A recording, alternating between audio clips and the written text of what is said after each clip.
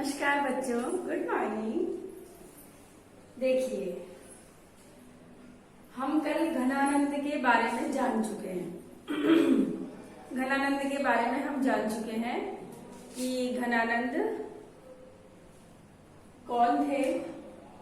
मैंने आपको बताया था, प्रेम की तीर के कवि थे, विद्वत थे, गायन विद्या में निपुण थे, है ना। और सुजान नामक एक वेश्या से प्रेम करते थे, तो इनको देश निकाला मिल जाता है और उसके बाद ये चले जाते हैं। फिर उसके बाद ये इनकी देखिए रचना, भोर ते सांझ लो कानो और निहारती बावली नेकू ने हारती। मैं आपको एक बार शब्द बोल के बता देती हूँ। भोर यानी सवेरा, सवेरा, ते यानी लेकर के, सांझ यानी संध्या या शाम, लो यानी तक, सवेरे से लेकर शाम तक, कानन यानी जंगल, और यानी की ओर, निहारती यानी देखती रहती, बावरी, बावरी यानी पगली या बावली, नेकू ने हारती, और नेकू तनिक भी, नेकू यानी तनिक भी या थोड़ा सा भी, तनिक या थोड़ा सा भी, हारती यानी थकती नहीं। ठीक है, थकना। सांझ ते भोर लो और सुबह से लेकर के शाम तक तारिणी ताकीवे, तारिणी ताकीवे, तारिणी यानी तारों को, ताकीवे यानी देखती रहती है, तारिणी तारों को, सो एक तार ने यानी एक टक लगातार तारों को देखती रहती है।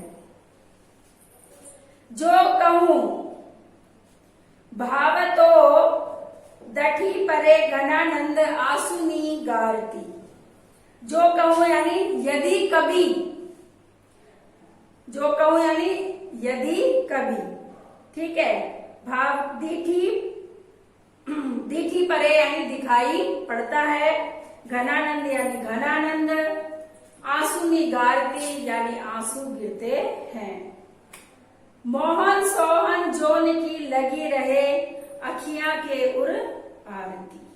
मोहन यानी प्रिय कृष्ण, सोहन यानी सुंदर, सुंदर लगने वाले, जोहन यानी देखने की, लागी रहे यानी लगी रहती है, आखिन के उर आरती, अखियों के हृदय से करुणा की इच्छा या लालसा। अब हम इसका अर्थ देखेंगे। इसके कुछ जो शब्दार्थ थे वो मैंने आपको बता दिए, अब हम इसका अर्थ देखेंगे। ठीक है। भोर ते सांझ लो कानन और निहारती, सुबह से लेकर के, भोर से लेकर के शाम तक, शाम तक जंगल की ओर देखती रहती है, बावरी नेक ने हारती, और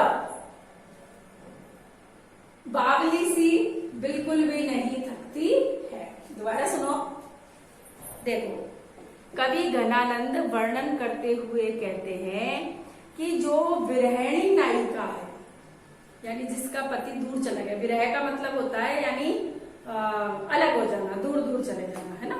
तो विरहिणी जो नायिका है वह सुबह से लेकर शाम तक जंगल की ओर आने वाले प्रेमी की प्रतीक्षा करती रहती है, और उसकी आंखें देखती रहती है, बिल्कुल भी नहीं थकती है।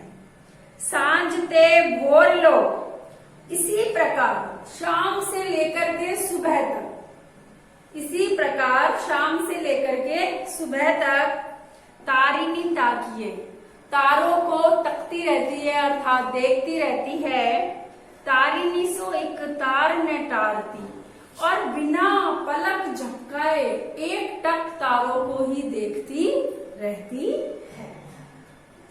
जो कहूं भाव तो,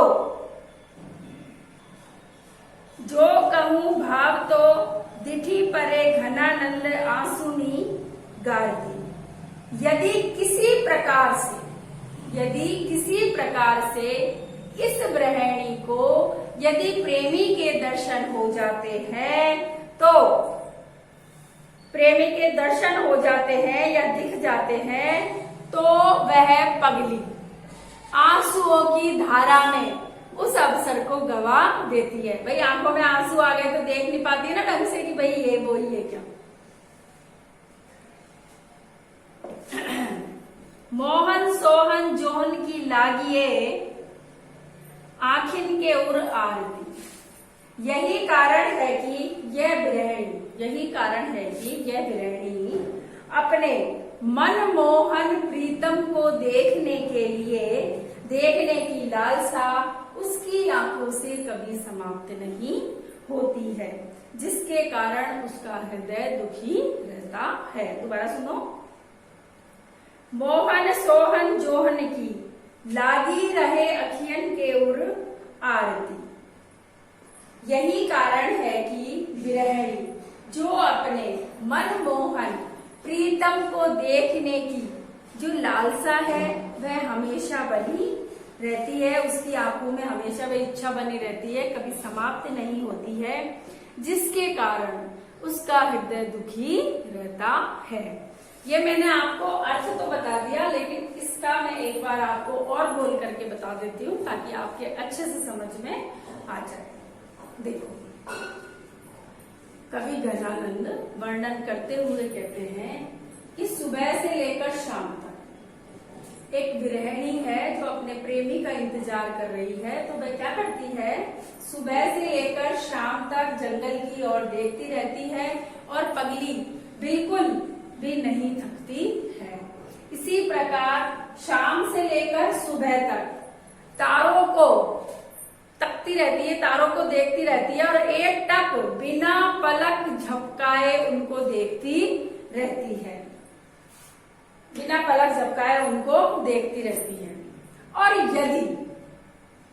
यदि कभी उसे उसके प्रेमी के दर्शन हो भी जाए या दिख भी जाए तो वह आंसुओं की धारा में उस अवसर को गवा देती है, यानी आंसुओं के कारण वह अपने प्रेमी को देख नहीं पाती है,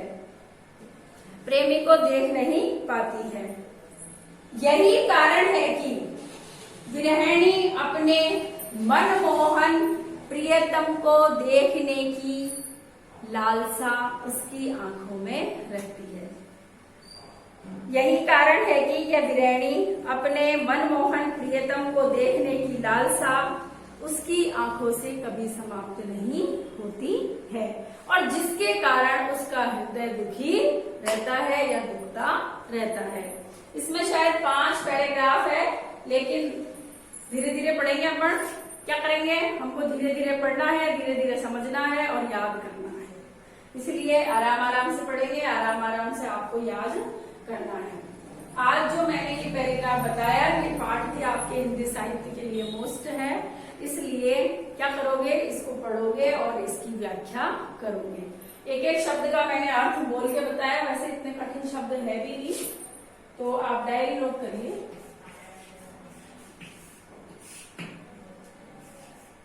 पाठ 4 का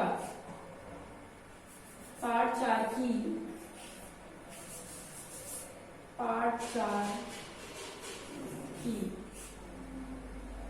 व्याख्या करे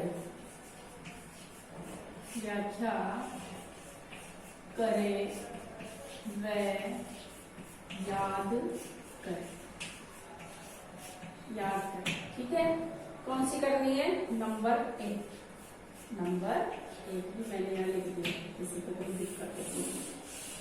ठीक है, पाठ 4 की व्याख्या करें व याद करें नंबर 1। जो इसमें नंबर 1 का जो पैराग्राफ है वो आपको याद करना है और उसी की आपको व्याख्या करनी है। यदि फिर भी कुछ समझ में नहीं आता है तो आप कमेंट बॉक्स में लिखना, नहीं लिख सकते हो तो डायरेक्ट कॉल करना। फिर भी समझ में नहीं आता है तो आप क्या करोगे, स्कूल आकर के आप पूछ सकते हो।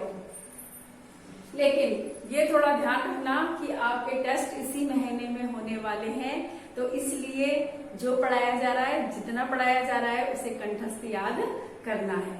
अगली क्लास में हम फिर मिलेंगे प्रेम तीर वर्णन के साथ। अब तक के लिए नमस्कार।